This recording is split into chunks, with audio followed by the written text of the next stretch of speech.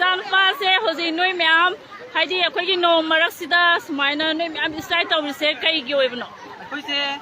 ꯁ꯭ꯀꯨꯜꯗ ꯑꯣꯖꯥꯗ ꯋꯥꯠꯂꯦꯕ ꯑꯣꯖꯥ ꯋꯥꯠꯂꯤꯉꯩ ꯃꯇꯝꯁꯤꯗ ꯅꯨꯃꯤꯗꯥꯡ ꯁ꯭ꯇ꯭ꯔꯥꯏꯛ ꯃꯥꯒꯤ ꯇꯣꯂꯣꯞ ꯄꯤꯕꯤꯗ꯭ꯔꯦ ꯑꯣꯖꯥꯁꯤꯡꯁꯦ ꯑꯣꯖꯥ ꯄꯤꯗꯕꯒꯤ ꯑꯋꯥꯕ ꯍꯥꯞꯀꯠꯂꯦ ꯃꯊꯛꯁꯤꯗ ꯑꯃꯨꯛ ꯑꯣꯖꯥ ꯑꯍꯨꯝ ꯑꯃꯨꯛ ꯇ꯭ꯔꯥꯟꯁꯐꯔ ꯊꯥꯕꯤꯔꯦꯕ ꯑꯣꯖꯥ ꯑꯍꯨꯝ ꯇ꯭ꯔꯥꯟꯁꯐꯔ ꯊꯥꯕꯤꯔꯦ ꯑꯣꯖꯥꯁꯤꯡꯒꯤ ꯑꯋꯥꯠ ꯑꯄꯥ ꯃꯌꯥꯝ ꯂꯩꯔꯦ ꯁꯥꯇ꯭ꯔ ꯑꯩꯈꯣꯏꯗ ꯑꯋꯥꯕꯁꯦ ꯃꯊꯛꯇ ꯊꯥꯡꯒꯠꯄꯤꯔꯦꯕ ꯑꯣꯖꯥ ꯋꯥꯠꯄꯒꯤ ꯑꯁꯨꯛꯌꯥꯝꯅ ꯁꯥꯇ꯭ꯔ ꯃꯌꯥꯝ ꯈꯪꯗ꯭ꯔꯦ ꯑꯣꯖꯥꯁꯤꯡꯅ ꯀꯔꯤꯝꯇ ꯌꯦꯡꯁꯤꯟꯕꯤꯗ꯭ꯔꯦꯕ ꯒꯣꯚꯔꯟꯃꯦꯟꯠꯅꯁꯨ ꯀꯔꯤꯝꯇ ꯍꯥꯏꯕꯤꯗ꯭ꯔꯦ ꯑꯗꯨꯅ ꯍꯧꯖꯤꯛ ꯑꯩꯈꯣꯏꯅ ꯄꯥꯝꯖꯔꯤꯁꯦ ꯑꯣꯖꯥ ꯍꯜꯂꯛꯄ ꯑꯣꯖꯥꯒꯤ ꯊꯥꯒꯤ ꯇꯣꯂꯣꯞ ꯄꯤꯕꯤꯕ ꯄꯦꯟꯗꯥꯎ ꯆꯥꯛ ꯂꯩꯍꯟꯕꯤꯗꯕ ꯑꯣꯖꯥ ꯍꯧꯖꯤꯛ ट्रांसफर थारे बहुत आहोम से मुझे ट्रांसफर से ताकि बात मशीन में की पापा ने ओ नहीं मशीन तक कोई ने एग्जाम तो होने और जो कोई से क्लास 3 का काय ngate ने एग्जाम तो होने में कोई से एग्जाम तो होने का एग्जाम था याव दे बा एग्जाम था ने मरो नते कोई की कोई ने पाप दबा कोई दुंगा से ओजा अलो लाग तभी तक कोई ने ngasi प्रोजेक्ट तक छिन ने बा अलो कोई ngasi